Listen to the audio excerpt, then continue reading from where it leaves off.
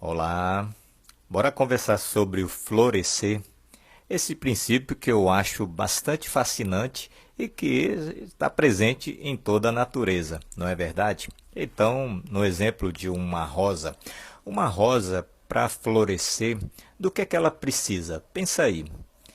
Bom, a gente sabe que o terreno não pode estar ali cheio de toxinas, não é verdade? O terreno precisa estar limpo, purificado.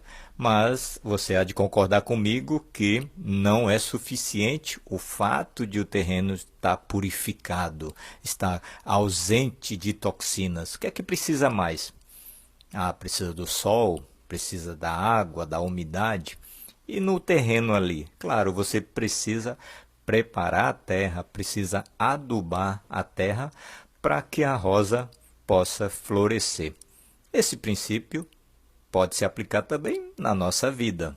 Você concorda? Bem-vindo ao 18º episódio do podcast Reflexões Inspiradoras. Eu, Flávio Hiramini, te agradeço pela sua participação, pela sua companhia e trago aqui o princípio do florescer como inspiração para a gente conversar. E a inspiração de hoje é a partir da teoria divulgada pelo psicólogo PhD Martin Seligman. Ele é professor de psicologia da Universidade de Pensilvânia e um dos precursores da psicologia positiva. E ele tem um livro riquíssimo o título é exatamente Florescer. O título do livro é Florescer. E nesse livro ele fala desse princípio que é fascinante. E ele nos ensina que é importante não só a gente entender a causa do sofrimento e desfazer as condições debilitantes da vida, mas também entender o que é o bem-estar e produzir as condições capacitadoras da vida. Eu acho isso bastante interessante, uma sacada muito iluminadora, né? E é o que ele fala no prefácio do livro Florescer.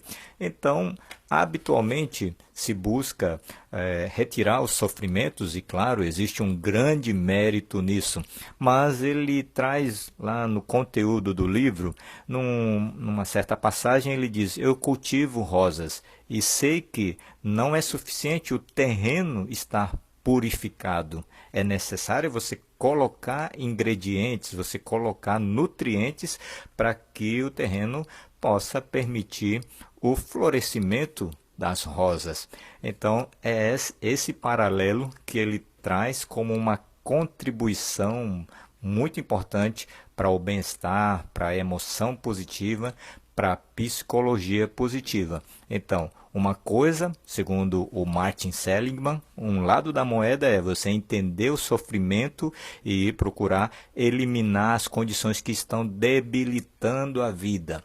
E dali você traz a pessoa para o nível, digamos, neutro. Mas qual é a contribuição do Martin Seligman? É você sair daquela neutralidade e adicionar vida, adicionar florescer a essa vida. Então, é isso que eu trago aqui como inspiração para a gente refletir. E na página 45 do livro Florescer, ele traz um exercício que é bastante prático e você pode até pensar que é uma bobagem, uma coisa dessas, mas a gente está ouvindo aqui a orientação, né? Estou lendo aqui a orientação de um PhD em psicologia, o professor Martin Seligman. Então vou ler aqui o que ele diz na página 44. Ele diz assim: o que correu bem? Sabe? Ele fala assim, né? Nós pensamos demais nas coisas que dão errado e não o suficiente nas que dão certo em nossas vidas. Parando para pensar, realmente nós temos essa tendência, né? Por que será? Daí ele explica, né? Claro, às vezes faz sentido analisar os acontecimentos ruins para que possamos aprender com eles e evitá-los no futuro. Ah, beleza. Então a gente tem esse hábito, né, de pensar nos acontecimentos ruins, até para evitar que eles se repitam.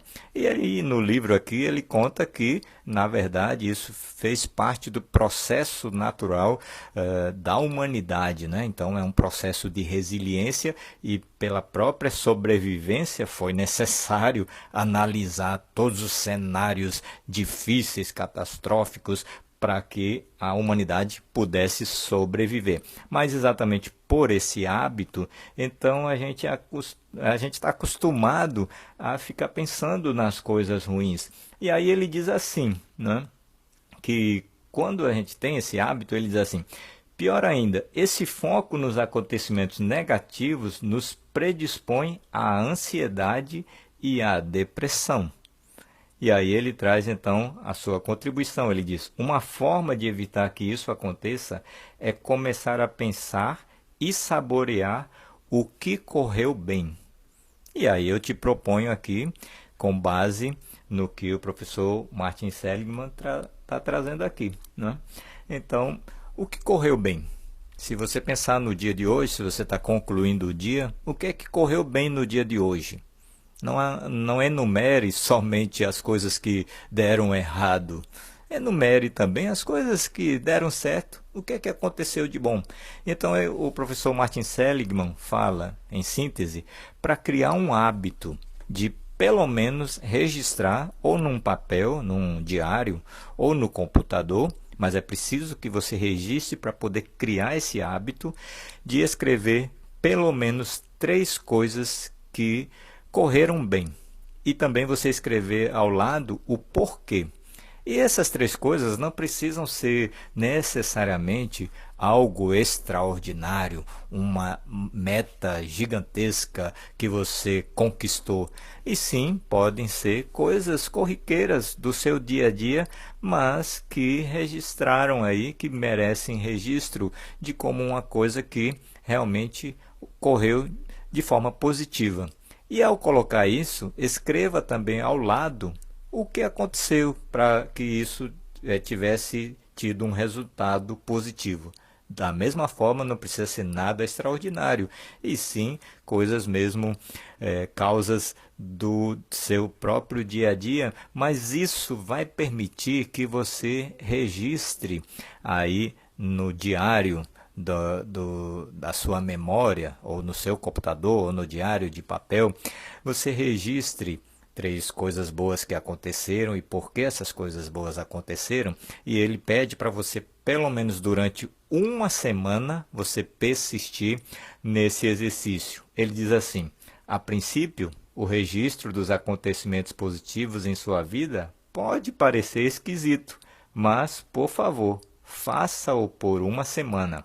Vai ficar mais fácil.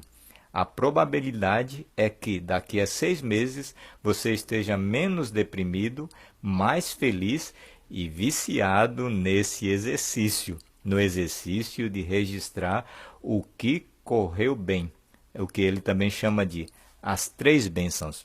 Então, que tal preparar aí um papel, uma caneta ou ligar o seu computador e criar o hábito de registrar as 3 bênçãos? Por que essas 3 coisas aconteceram de forma positiva? Vamos aí, então, semear e florescer uma vida muito mais significativa com esses registros positivos. Obrigado, namastê, tchau.